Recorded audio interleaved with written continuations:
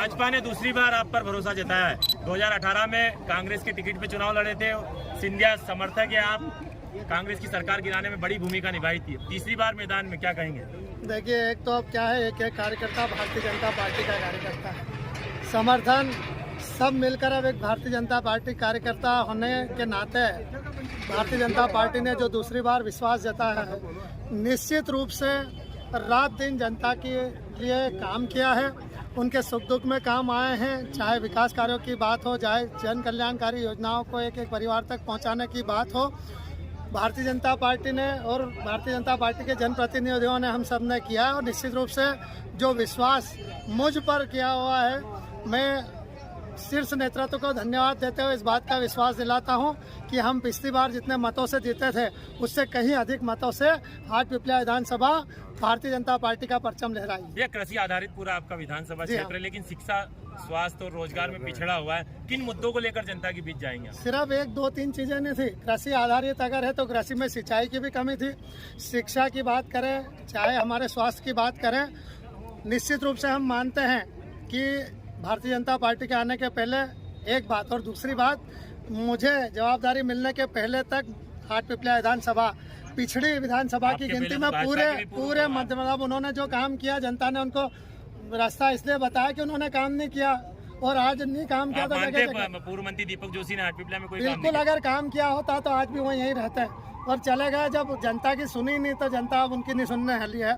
लेकिन इतना जरूर कहूँगा कि जिस तरह से आपने पूछा किसानों के लिए, तो किसानों के लिए आज 6032 करोड़ रुपए की हाटपिपलिया माइक्रो उद्यान परियोजना की स्वीकृति हुई है, जो ऐतिहासिक स्वीकृति है। आने वाली कई पीढ़ियों को तारने का काम किसान साथियों के परिवारों को करेगी। युवा साथियों को रोजगार के लिए कहीं जाना नहीं पड़ेगा जगह, और उस भी प्रेशराइज पाइप के माध्यम से आएगा, ताकि बिजली की भी समस्या खत्म हो। एक बात। दूसरी बात, मुझे जवाबदारी मिलने के बाद कई गाँवों में अलग अलग प्राथमिक स्वास्थ्य केंद्र हो, चाहे सामुदायिक स्वास्थ्य केंद्र हो, चाहे स्वास्थ्य की बात करें तो हमारा हाटपिपलिया नगर का ही अगर हमारा शासकीय अस्पताल है, उसके लिए अभी पिछले महीने 15 करोड़ रुपए की स्वीकृति, जिसमें हर तरह से सुसज्जित सारी तरह की हमारी मशीनों के साथ वो अस्पताल का उन्नयन होना है। उसके साथ चाहे नेवरी हो, सिया हो, हमारा जो है डबल चौकी वाला बात हो, या अन्य कई जगह है अस्पतालों की स्वीकृति। शिक्षा के बारे में अगर हम बात करें तो सीएम राइज स्कूल हमारा सन्नोड़ में प्रथम चरण में बना है। दूसरे चरण में हमने जितने भी हायर सेकेंडरी स्कूल पूरी विधानसभा क्षेत्र के, उन सब को सीएम राइज स्कूल में जोड़ने के लिए प्रस्ताव भेजा, और निश्चित रूप से उसकी स्वीकृति होगी। साथ ही हमारी कन्या स्कूल, हमारा जो कन्या हायर सेकेंडरी स्कूल हाटपिपलिया का है, वो पीएम श्री की उनकी स्वीकृति हो गई है। नए इंफ्रास्ट्रक्चर के साथ वो बनेगा। साथ ही जो शासकीय कॉलेज हमारा, उसमें नई भवन करीब 6.5-7 करोड़ की 2 भवन बिल्डिंगें बनकर तैयार है।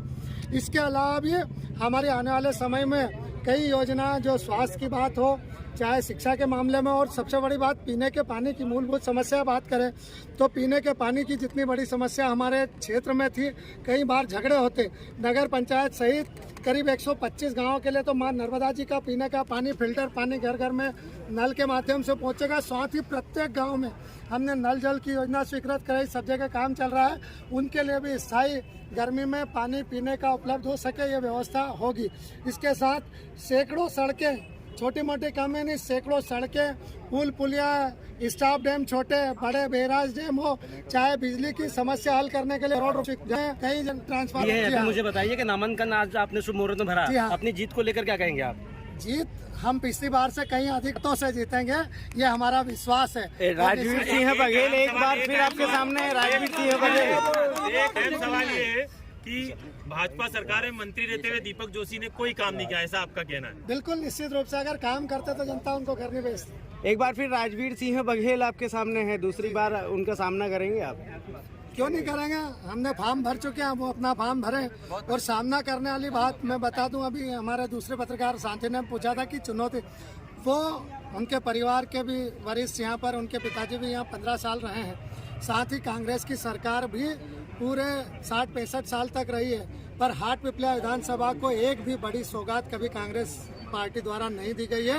अगर पूरे क्षेत्र में अगर कोई काम किए गए तो भारतीय जनता पार्टी के द्वारा, और मेरे द्वारा भी कई तरह की स्वीकृतियां यहाँ पर कराई गई है।